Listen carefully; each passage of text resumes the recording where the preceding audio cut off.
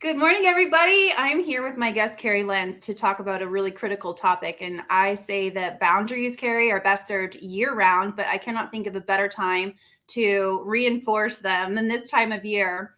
So I'm going to let Kerry take over, but just a bit of housekeeping before she does. If you can click to authorize for StreamYard to display your comments, that lets us see who's commenting from where and who's saying what.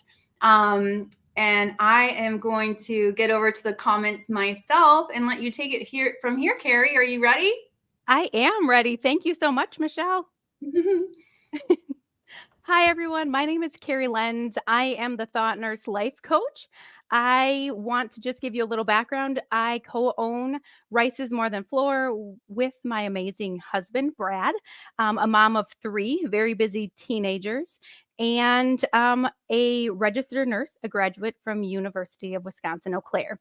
So, just a little of my background. But why I'm here today is to help you understand what a boundary is and how to set it, especially as we head in to the end of the year and the holidays. Boundaries are so important, but so often we feel uncomfortable setting them. And so we don't set them. So, what I want you to really take away from this is that the boundaries are for you, they're not for somebody else. They are something for you to make sure you're getting the time you need or the respect you need. And so boundaries are not ultimatums. They're not a way of controlling other people. They're not a way of manipulating or getting others to behave in a way that you wish. So, again, just remember the boundary is for you, not for somebody else. And again, we don't often set boundaries because we've never been taught how to set boundaries. They feel uncomfortable. We worry that if we speak up, somebody might not like us, or they might feel like we're being rejected, or there's retaliation or abandonment. So there's nothing wrong with what you're doing. However, if currently you're in this space in life where life doesn't feel like it's balanced, like you're getting pulled a lot with work or maybe a lot with family or with individuals, and you're struggling to find that balance of how do you get some time for you and have people understand what you need, that's why I'm here. It's what I'm here to help you with. So, um, we need to believe that boundaries are a big deal. That's right, they're a big deal for you. So know that it's okay to speak up and ask for what you want. Don't second guess yourself when you're setting them. And know that sometimes boundaries are going to be crossed. And that's okay as long as you know what your boundary is and you follow through on it. So, really just become aware of where are people crossing your boundary. And one way to know if your boundary is being crossed is dial into your body. When a customer comes in, a coworker comes up to you, do you like get tense? Do you clench your jaw? Is your heart racing? What is that? Why are you having that? Did somebody cross your boundary? And a way to think of a boundary is like a fence or a property line, right? It's where I end and you begin. And so that's what you really need to know is that boundary is about protecting you. And there is nothing wrong with setting a boundary. There are two parts in setting boundaries. And this is important to know. There is the request, what you are going to tell somebody you want, and the consequence, what you are going to do if they don't stop their behavior.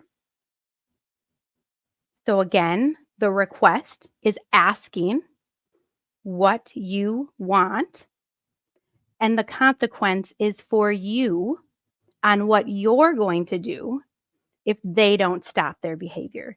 They can continue doing it, but what are you going to do? So, two key takeaways when we're working on setting boundaries. And it's very important to know that consequence for yourself and then follow through, It's kind of like parenting, right? Sometimes we tell our kids, like, if you don't stop that, I'm going to take it away. If we don't take it away, we're not reinforcing what we're asking. So, just like in that situation, as humans, as salespeople, as business owners, as leaders, as moms, wives, friends, whatever it is, we need to know what that consequence is if somebody continues to do something we ask them to not do. So remember that that request is not an order or a way to manipulate somebody to do something. It's stating what you want. So again, the request is what you want, not what somebody else wants. And the consequences, there's a plethora that you could have, right?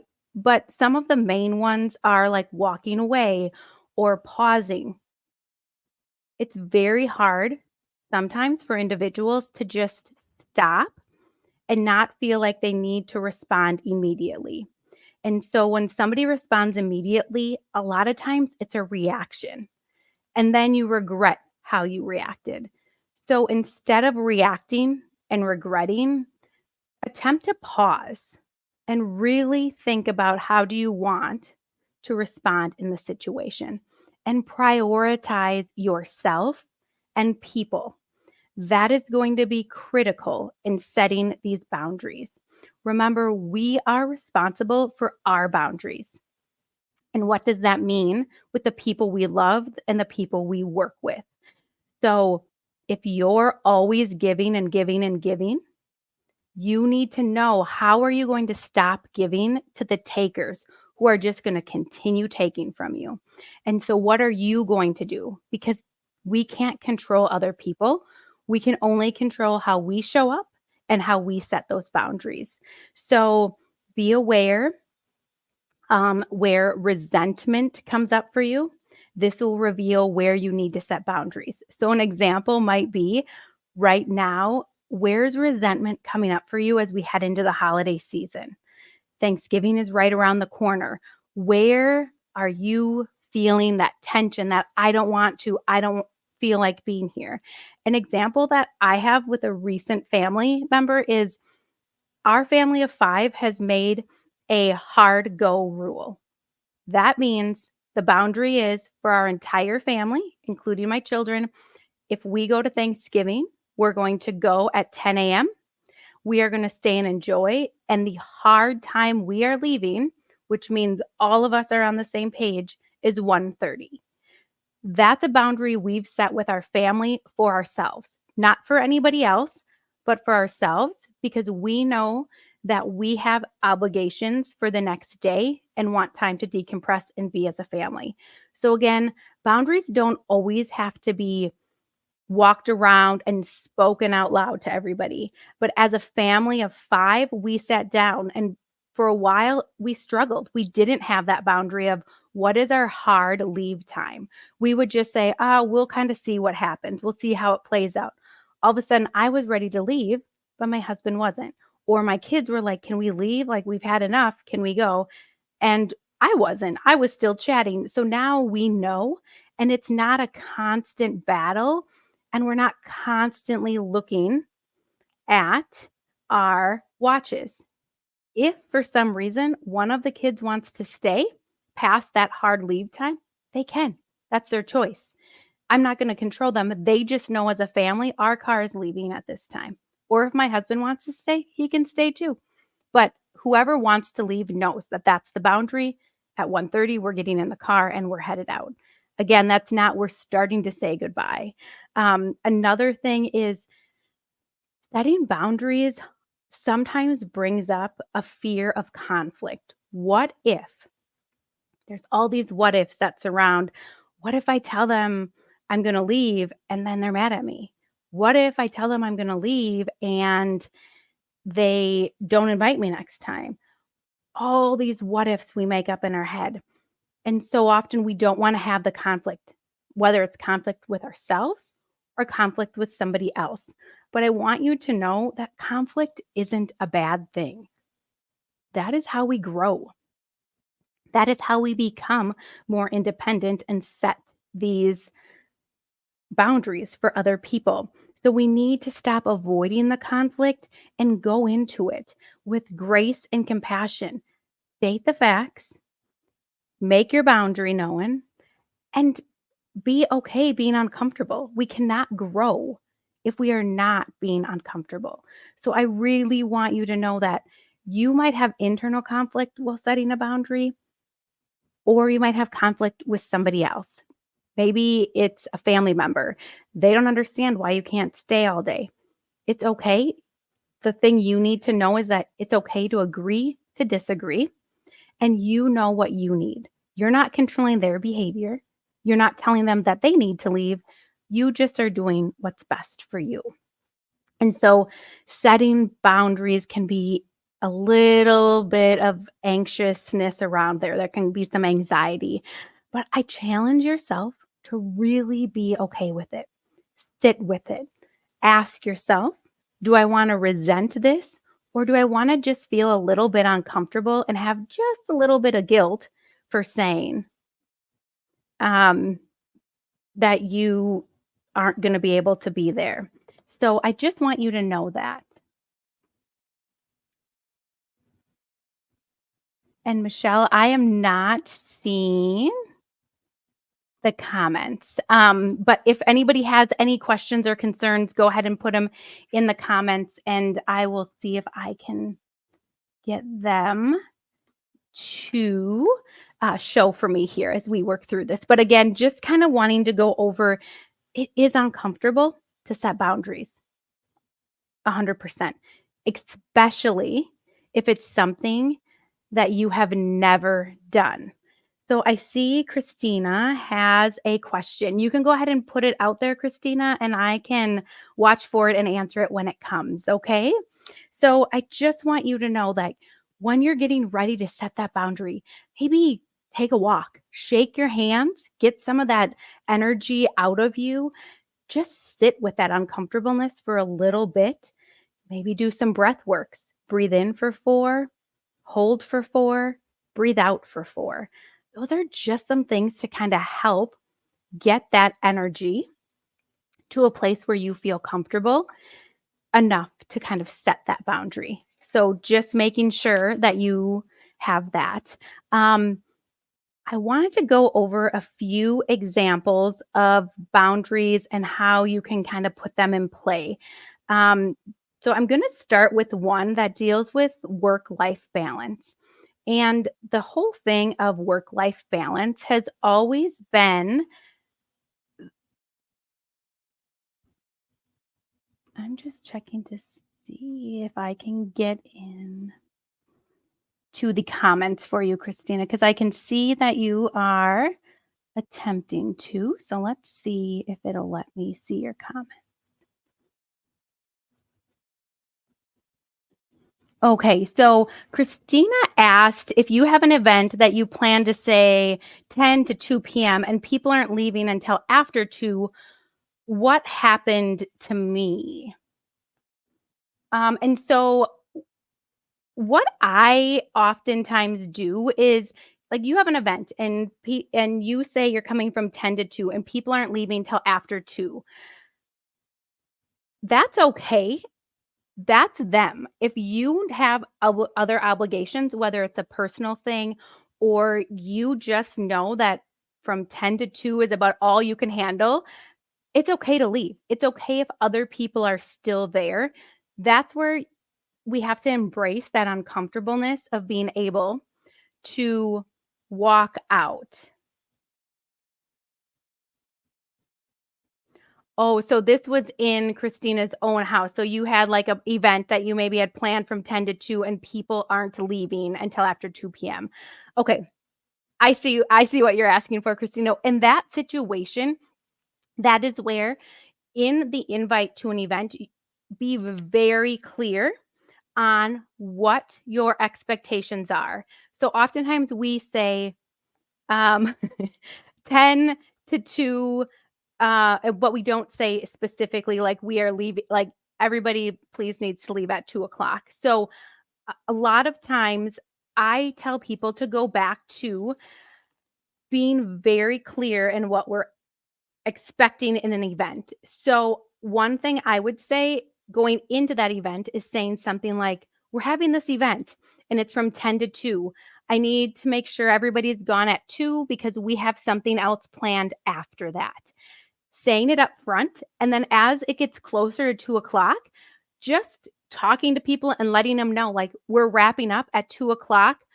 We have other commitments, so we need to be moving on. And one way to really get clear with your communication is we learned this from Thomas, our HR consultant with Clifton Larson Allen. They're a huge national accounting consult firm, but he's really getting us to work on writing out our requests as do what's the task, for what, why are we doing this task, and to what end, what the goal is. So when you're starting to kind of build your communication with setting boundaries, really think of what do you want, why do you want it, and what's the goal? And get that out there at the very beginning when you're scheduling the event, that this is what's happening from here to here. And our goal is that everybody will be gone by 2 o'clock because we have other commitments we need to get to. Is it going to be uncomfortable? Absolutely, hands down. Initially, yes. But you are also uncomfortable still being there at 2 p.m. when the event is supposed to be over. So think about which uncomfortableness you really want. So, an example I want to share with you on the work life balance is, and it'll kind of tie into this, Christina, to help you with that clarity piece, especially when you're driven, you want to work, like work is where you're at. You need to keep things moving, but you also have family or personal obligations. And one thing I want to make sure everybody hears here is we all need to be aware of, I might have children and that's my priority outside of work. But just because somebody doesn't have children doesn't mean that they don't have priorities outside of work. Whatever is important to them, we need to respect that as leaders, as business owners, as coworkers. If I want to go to a sporting event, but you maybe play cribbage or you're going to a football game or something that is with friends, that's not for me to prioritize and say, like, mine is more important than yours because I have family and you're just hanging out with friends. So when we're talking about work-life balance and setting these boundaries, know it's for everybody. Families, if you're single, I don't care. Just make sure you're getting what you need. And so work-life balance to me sometimes is a little bit of a struggle because how can you ever have something 100% balanced, right? So I like to use it as harmony. Like, how can we make our work life and our personal life kind of ebb and flow? We know there's seasons on each side that might demand more of us than the other side. But the key thing is to make sure you're clear with what your boundaries are. So recently, I had a client come to me and she was struggling to balance her work with her personal life. And she had children who were starting their sporting career in middle school. And she said, Kerry, I can't do this. I can't be going to my son's football game and be on my phone answering emails and text messages and phone call messages. Like, I can't do it. I don't know what to do. And then when I'm at work, sometimes my kids are sending me messages on all these different platforms and I just can't keep up. And so, what I talked to her about and what we worked through was, how can she harmonize that?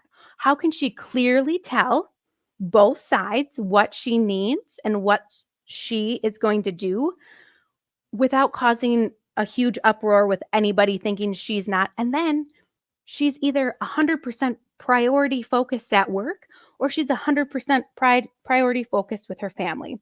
And so what she did is she went to work.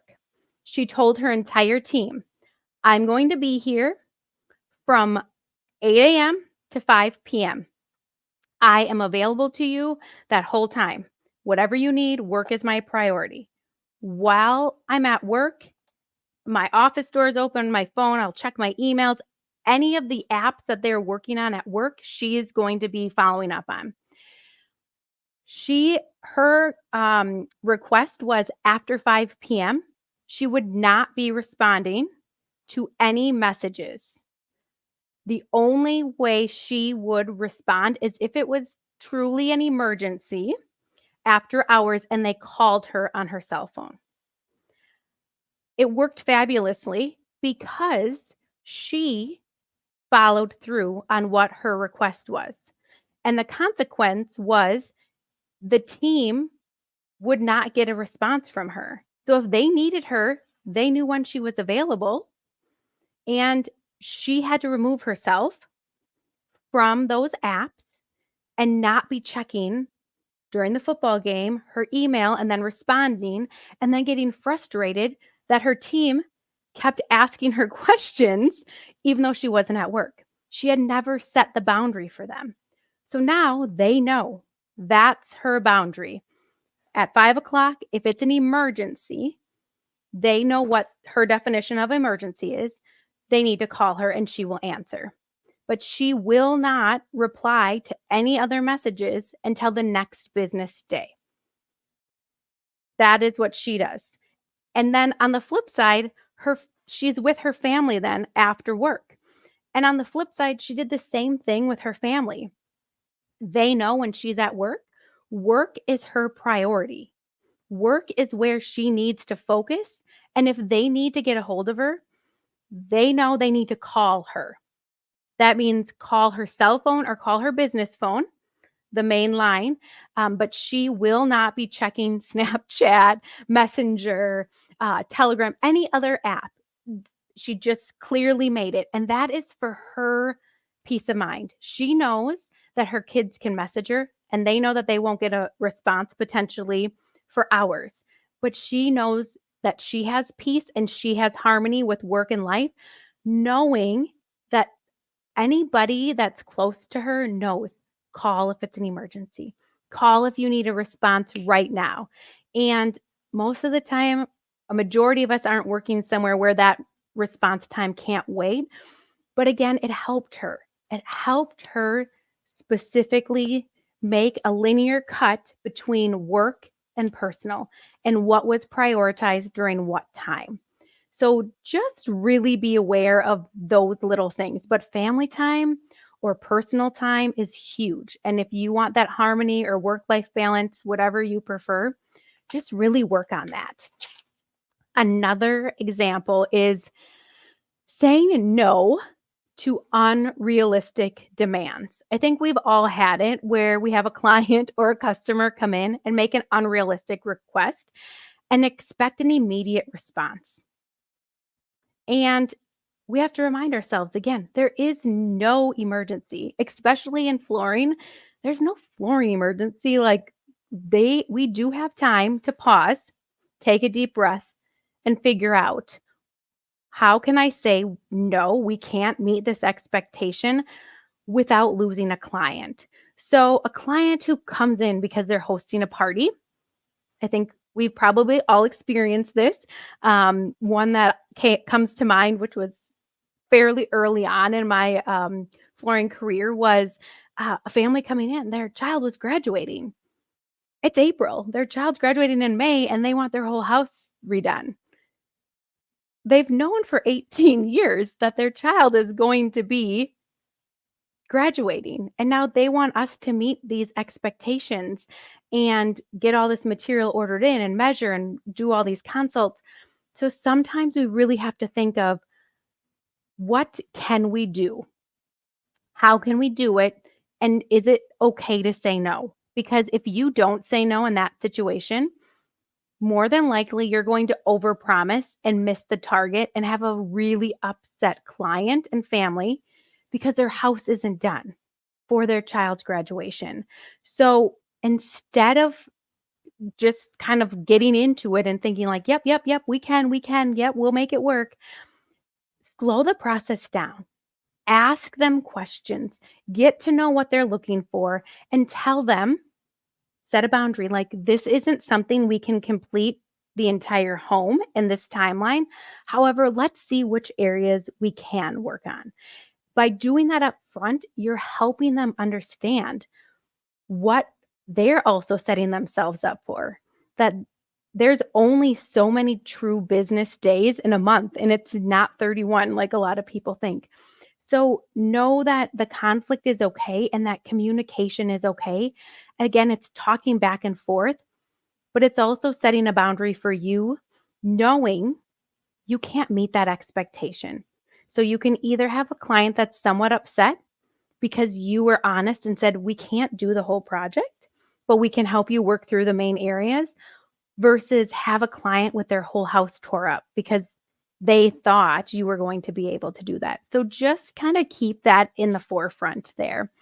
Another thing that I hear and see a lot in the flooring industry is that there is the perception of the good old boys club, right? We know flooring for a long time was mostly male driven. And so as we come in as females, oftentimes we have customers, clients call and they'll say, oh, is there a guy available I can talk to? I need to talk to one of the salesmen. And so is it uncomfortable to be the female that knows the answer, but is getting kind of talked over? Absolutely. But you can either come across as being very rude and disrespectful, or help educate them. Make this uncomfortable good old boys club, them kind of talking over you. There's so many ways to kind of set that boundary to say, hey, I can help you. I have a vast amount of knowledge in flooring. And if I can't help you, I'll make sure we'll grab somebody else who can answer some of those more detailed questions. I've had that happen a few times. And a lot of times I start with, this is what I know. This is how this works. And I find it so fascinating that sometimes they still won't listen, but I take them to my husband, Brad, who is a wealth of knowledge, especially on the really detailed stuff. A lot of people come in asking him for that information. And it's so empowering to me when I tell the customer what I know, and then we bring Brad in and he tells them the exact same thing. So while I know I could have been super upset and not even said anything and just kind of put my head down and close myself off, when that presents itself, I challenge you to be uncomfortable. Have the conversation, ask the questions: when, where, how, figure out what they're looking for. Give them the information to help build that trust, and start to kind of break down that big old boys club, the good old boys. Just start to break that down. But it takes you being willing to be uncomfortable, to step up, to say what you're going to say, and be respected, right? If they come in and they're going to attack you and they're raising their voice at you or they're saying something, then I want you to just, what is your boundary? For me, when somebody starts to yell at me or raise their voice, that's a boundary for me. Like, that's a boundary that I'm not going to let. So when that happens, I tell them, please do not yell at me. If you continue to yell at me, I'm going to walk away, or I'm going to end the phone call, or whatever it might be. But that's what I want you to really focus on, is just doing that. But absolutely you can, set that boundary for yourself and go from there. Another one is, I call them telephone tough guys on the phone. I think we've all had them, the customer, the builder, whoever it might be, that's just being disrespectful to you on the phone. That's another place. Practice your boundary. Do you appreciate that? No. If you don't, then set that boundary. I know sometimes it's a client or it's an install tech, an installation crafts person, a subcontractor, and they're upset. They're at the job. Something's not going right. You can let them vent, but if they are attacking you, that's where you need to draw your boundary and say, if you continue to yell at me, I'm going to end this phone call. You can end it at that point, if you know it's critical for you to reconnect with that person, that's where it might be best for you to get in your vehicle and go to the job site and really connect. Because a lot of times, once you get there, you'll be able to understand where they're coming from, why they're so frustrated, and you can work it out together. Because sometimes over the phone, it's a lot easier to be that telephone tough guy. So, again, just things to be aware of. But are boundaries uncomfortable to set? Absolutely. But they're not impossible. And the scariest place to be is the same place as you were last year. So as we head into the holidays, as we head into the end of the year, as we start setting these goals and our standards for the 2024 year, I want you to really think about what keeps coming up for you. Where do you lack boundaries? Where does the resentment, the anger, the anxiety come from? And where can you start to put your boundaries in place? Remember, boundaries are a request and a consequence, and that consequence is for you. So if you're going to leave the party at 2, you have to leave the party at 2. That's your consequence. If you don't want somebody to yell at you and you tell them, if you continue to yell, I'm going to walk away, you need to walk away. So make sure you make the request clear. You have a consequence. What's going to happen? What are you going to do if they continue to do the behavior? And follow through on it. That is key. And know setting boundaries are going to be uncomfortable, but we cannot grow if we are not uncomfortable. So take the steps, start setting boundaries.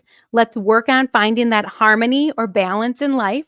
And if you have more questions specifically about boundaries, reach out to me.